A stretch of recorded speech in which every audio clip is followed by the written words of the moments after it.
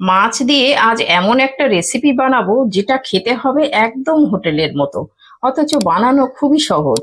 এই রান্নায় এত স্বাদ হয় যে একবার খেলে মনে হবে এটা আগে কেন বানাইনি। আজকের রেসিপির জন্য এখানে 4টে রুই মাছের পিস নিয়েছি। এটা দিয়েই আজকে রেসিপিটা বানাবো। এখানে গ্যাস জেলে কড়া বসিয়ে দিয়েছি, আর এই কড়ার মধ্যে 1 গ্লাস পরিমাণে জল দিয়ে দেব।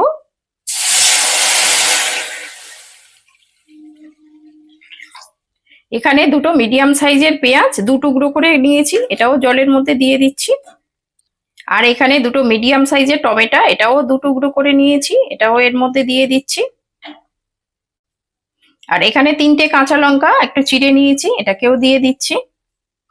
আর এখানে দুটো শুকনো লঙ্কা দিয়ে দিলাম ঝালের জন্যে। আপনারা যে যেমন ঝাল খাবেন সেই রকম দেবেন। আর এইটা এবার আমি একটু সিদ্ধ করে নেব।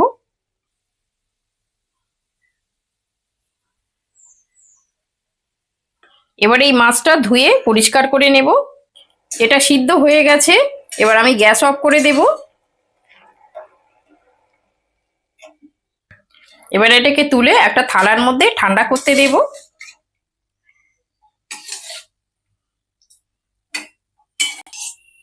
এইগুলো তুলে নিলাম, আর এই যে অবশিষ্ট জলটা আছে এটাও আমি রান্নার কাজে লাগিয়ে দেব। এখানে মাছটা ধুয়ে পরিষ্কার করে নিয়েছি। মাছে একটু হলুদ মিশিয়ে দিচ্ছি, আর একটু লবণ ছড়িয়ে দিচ্ছি, আর খুব সামান্য একটু সর্ষের তেল দিয়ে দিচ্ছি। এবার এটাকে ভালো করে নুন হলুদটা মাছের গায়ে মাখিয়ে নেব। আর এই সর্ষের তেলটা দেওয়ার কারণে মাছটা কিন্তু খুব সুন্দর নুন হলুদটা গায়েতে মেখে যায়। এইটা ভালো করে একটু মাখিয়ে নিতে হবে। আজ বানাবো হোটেল স্টাইলে রুই মাছের রেসিপি। রেসিপিটা পুরোটা দেখবেন। আর রেসিপি যদি ভালো লেগে থাকে রান্না বাংলা ব্লগ চ্যানেলটিকে সাবস্ক্রাইব করে আমার পাশে থাকবেন। ভালো করে নুন হলুদটা মাখিয়ে নিয়েছি, এবার এটা কিছুক্ষণের জন্য সাইডে রেখে দেব। এদিকে এই টমেটো আর পেঁয়াজগুলো ঠান্ডা হয়ে গেছে। এবার এইগুলোর এই যে টমেটোর যে খোসাগুলো আছে, এইগুলো ছালগুলো, এগুলো আমি ফেলে দেব। এগুলো এরকম সাইড করে ছাড়িয়ে নিচ্ছি।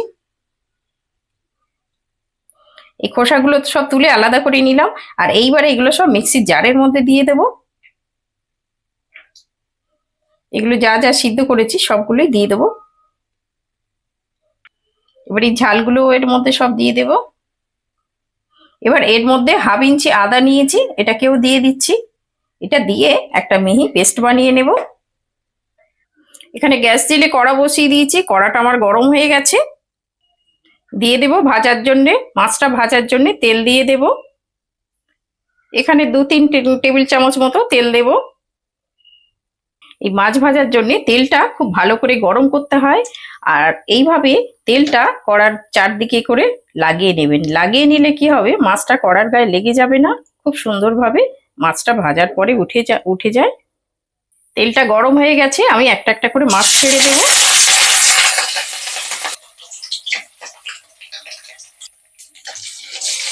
আমি এখানে দুটো দুটো করে ভাজবো, একসঙ্গে সবগুলো দেব না। মাছ প্রথমেই একটু হাই ফ্লেমে রাখতে হয়, তারপরে একটুখানি ফ্লেমটা একটু কমিয়ে তারপর মাছটাকে ভেজে নিতে হয়। এবারে মাছটা এক পিঠ হয়ে গেছে, এক পিঠ আমি উল্টে দেব। আর এই মাছটা খুব বেশি কড়া করার দরকার নেই, মিডিয়াম করলেই হবে। আর মাছ সবসময় প্রথমটা হাই ফ্লেমে রেখে তারপরে মিডিয়াম আছে মাছটা ভেজে নিলে মাছটা ভাজাটা খুব ভালো হয়।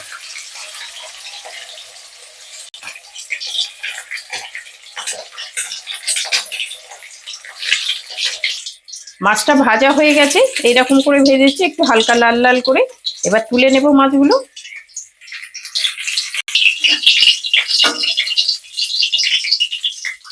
এই তেলে বাকি দুটোও ভেজে নেব।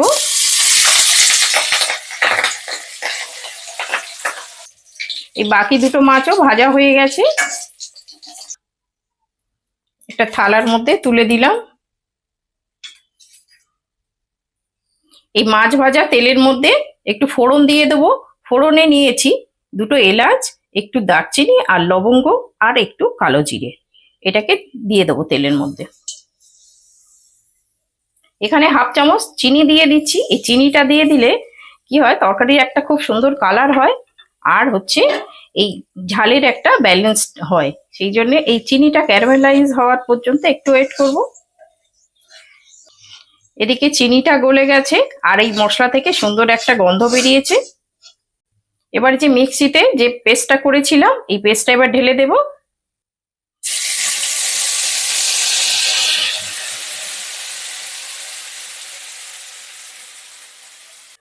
এটা সিদ্ধ করেছিলাম যে ওই জলটা বেঁচে ছিল, সেই জলটা এই মিক্সির বাটির মধ্যে ঢেলে দিচ্ছি।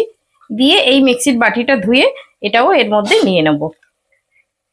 এটাও এর মধ্যে ঢেলে নিচ্ছি। এই মশলাটা ভালো করে কষিয়ে নেব, সুন্দরভাবে একটু কষাতে হবে একটু সময় ধরে।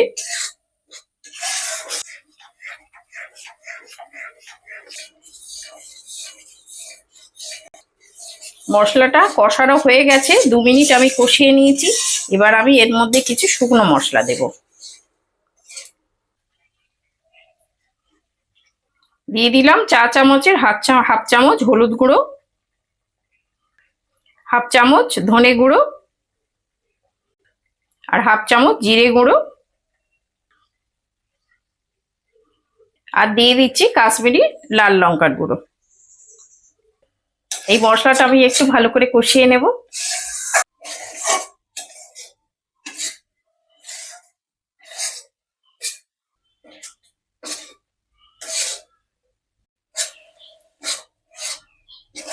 মশলাটা কষানো হয়ে গেছে, আমি 3-4 মিনিট ধরে কষিয়ে নিয়েছি। এবার এতে জল দেব।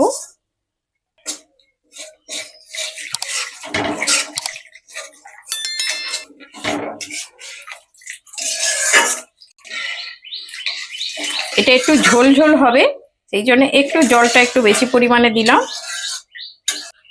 এবার স্বাদ মতো লবণ দিয়ে দিচ্ছি। এবার এটা একটু নাড়িয়ে দিচ্ছি, এই ঝোলটা ফুটে ওঠা পর্যন্ত একটু অপেক্ষা করব। দেখুন ঝোলটা ফুটে উঠেছে, এবার মাছগুলো দিয়ে দেব।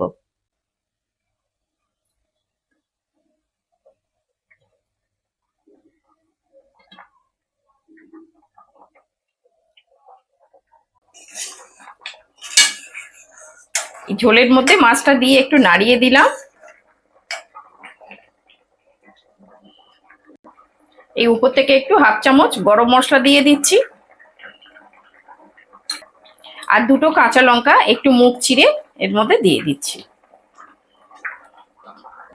এটা ভালো করে মিশিয়ে দিলাম, গরম মশলাটা ঝোলের মধ্যে একটু মিশিয়ে দিলাম। এটা ঢাকা দিয়ে দিলাম। ঢাকা দিয়ে গ্যাসটা লো টু মিডিয়ামে রেখে আমি 4-5 মিনিট ফুটিয়ে নেব। ফুটিয়ে নিলে মাছটাও সিদ্ধ হয়ে যাবে আর ঝোলটাও ঘন হয়ে যাবে। আজকের রেসিপিটা আপনাদের কেমন লাগলো কমেন্টে আমাকে অবশ্যই জানাবেন, আর ভালো লাগলে বন্ধুদের সঙ্গে শেয়ার করতে পারেন। 4-5 মিনিট হয়ে গেছে, ফুটিয়ে নিয়েছি। এবার আমি ঢাকনাটা খুলে নিচ্ছি, একটু নেড়ে দিলাম। এই দেখুন এই রকম হবে ঝোল। ঝোল খুব পাতলা হবে না, একটু মিডিয়াম হবে। রান্নাটা হয়ে গেছে, আমি গ্যাস অফ করে দিচ্ছি। দিয়ে আর একটু তুলে দেখাচ্ছি আপনাদের কত সুন্দর হয়েছে। দেখুন, দেখেছেন একদম সুন্দর। এই রকম ঝোল আর গরম ভাতের সঙ্গে কিন্তু খেতে দারুণ লাগে। আপনারা যে কোনো অকেশনেও এটা বানিয়ে নিতে পারেন। এটা কিন্তু খেতে অসাধারণ লাগে। এইভাবে একবার বাড়িতে বানিয়ে দেখবেন। দেখুন কত লোভনীয় হয়েছে, দেখেই জিভে জল চলে আসছে। এইভাবে অবশ্যই একবার বাড়িতে বানিয়ে খাবেন, সবার খুব ভালো লাগবে। আজকে কি খাওয়াচ্ছ? আজকে এই তো রুই মাছ এনেছো, রুই মাছ দিয়েই একটা রান্না করেছি। খেয়ে দেখো তো কেমন হয়েছে। দাও তাহলে খেয়ে দেখি। হ্যাঁ, কেমন হয়েছে একটু খেয়ে বলবে।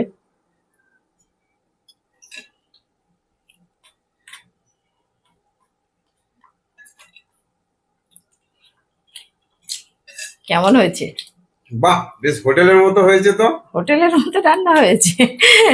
ভালো হয়েছে তো। খুব ভালো টেস্ট হয়েছে, দারুণ টেস্ট হ্যাঁ, হয়েছে। আজকে একটু একটু হোটেল স্টাইলে রান্না করলাম আর কি, আমি দেখি কেমন হয়। দারুণ, খুব টেস্ট হয়েছে, দারুণ হয়েছে। পুরো হোটেলের মতো হয়েছে। হ্যাঁ, একটু হোটেল স্টাইলেই করেছি আজকে। ঠিকই করেছো। হ্যাঁ, সবসময় তো একঘেয়ে সবসময়, হ্যাঁ। খাই, তো আজকে একটু ভাবলাম যে একটু ভালো করে করি। ঝাল ঝাল হয়েছে তো ভালো। হ্যাঁ, খুব ভালো হয়েছে। হুম। তো টেস্টটা দারুণ হয়েছে, টেস্ট হ্যাঁ, ঠিক আছে, খুব ভালো হয়েছে। খুব ভালো হয়েছে।